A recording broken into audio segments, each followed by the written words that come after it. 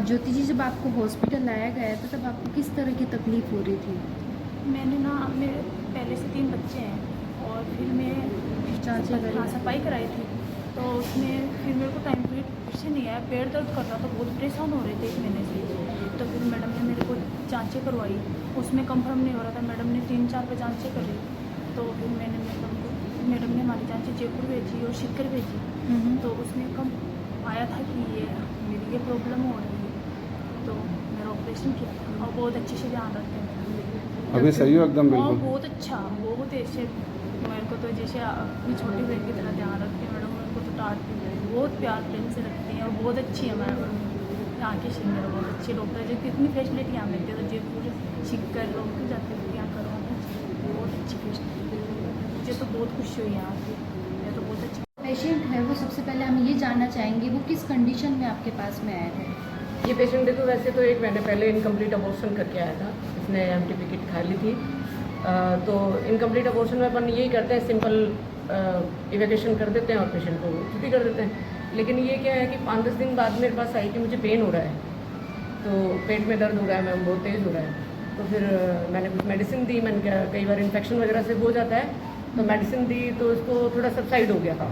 फिर ये मेरे पास 15 दिन बाद में वापस आई, मैम मेरे को पेन ज़्यादा है। फिर मैंने बोला सोनोग्राफी करा के और एक बार प्रेगनेंसी टेस्ट करो, क्योंकि डाउट हुआ कि पेन तेज़ है, तो क्या पता उस टाइम एक टॉपिक हो रही इनकम्प्लीट भी करके आई हो मेरे पास।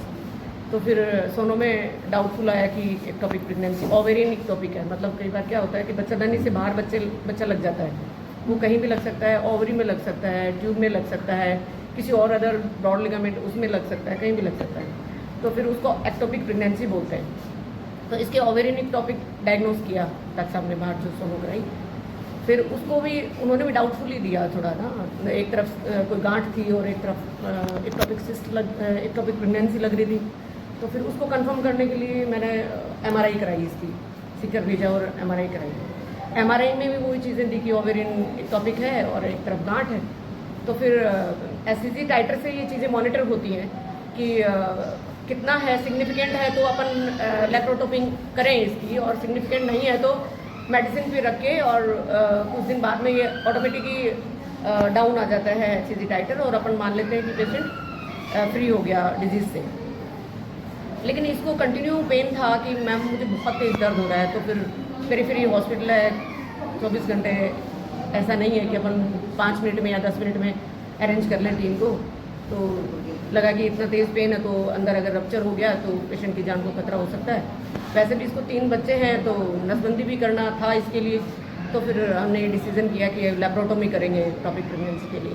तो फिर वो किया और नसबंदी भी की दोनों साथ में। अब वो पेशेंट कंफर्टेबल है, खुश है।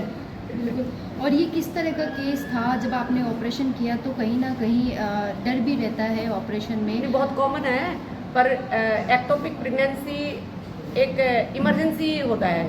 जैसे अगर रप्चर हो जाए तो अंदर हेमरेज हो जाता है और बीपी फॉल होके पेशेंट का जान का रिस्क रहती है। ये तो इमरजेंसी केस होता है जो अक्सर कम अपने यहाँ मैंने करे, एक डॉक्टर ने यहाँ किया है, बाकी पेशेंट रेफर हो जाते हैं ज़्यादातर। तो मेरी ये इच्छा है कि सब तक ये इन्फॉर्मेशन जाए, ताकि कोई रेफर क्यों हो जो यहाँ है नियर बाई एरिया में, तो उनको यही फैसिलिटी मिले। बिल्कुल। और मैम, जन जागरूकता के लिए सवाल है कि अंडाशय में भ्रूण लगना कितना दुर्लभ है, और जैसे इसके बचाव क्या किए जा सकते हैं और पेशेंट को किस तरह से पता लगे? पेशेंट को तो जैसे अपन यूरिन टेस्ट करेंगे कि प्रेगनेंसी है, फिर सिम्टम्स होते हैं, कई बार बहुत सीवियर पेन होता है, काफ़ी बार तो, और काफ़ी बार पेन, कंटिन्यूस पेन की कंप्लेन करती है पेशेंट।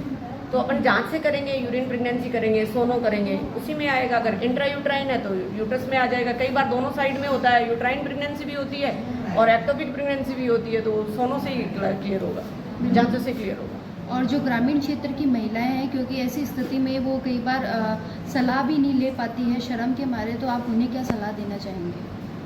नहीं, यही है कि भी जैसे ही महीना डिले हो तो आप जांच कराओ, चाहे वो प्रेगनेंसी हो या प्रेगनेंसी से अदर कोई कॉज हो, तो डॉक्टर की सलाह ज़रूर लो।